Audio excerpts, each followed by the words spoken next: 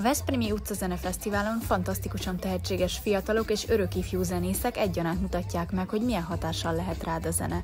Akusztikus gitár, harmonika, hegedű, sőt még furcsa, egzotikus hangszerek is felcsendülnek, ahogy átsétálsz a városon. Az élő zene mindenhol elkísér, minden dal egy-egy újabb stílus meglepetés. A koncerteken kívül egy fergeteges utcabálba is belebotlottunk, ahol a tömeg egy emberként perdült táncra. Fiatalok és idősebbek együtt ropták, elfeledve a mindennapok gondjait, csak a zene és a tánc örömét élvezve. Az utcazene egy olyan felejthetetlen nyári élményt nyújt, amiből érdemes egy darabot zsebre raknod és magaddal vinned a szürkébb őszi hétköznapokra is. Ahogy bolyongsz a városban, szinte biztos, hogy belebotlasz rég nem látott ismerősökbe, barátokba, akikkel meg annyi közös sztori fűz össze, így könnyű órákig beszélgetni a város különböző pontjain.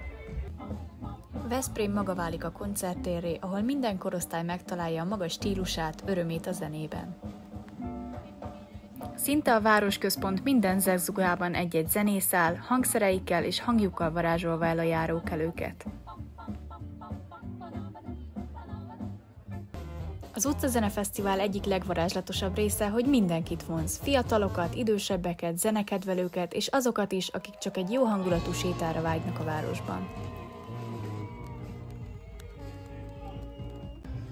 Az Utcazene Fesztiválon az sem okozott gondot, ha megéhezett az ember, ugyanis rengeteg food truck sorakozik az utcákon, kínálva a legkülönfélébb finomságokat. Idén is 4 napig élvezhettük a már hagyománnyá vált fesztivált, ami nélkül nem is lenne kerek egy veszprémi nyár.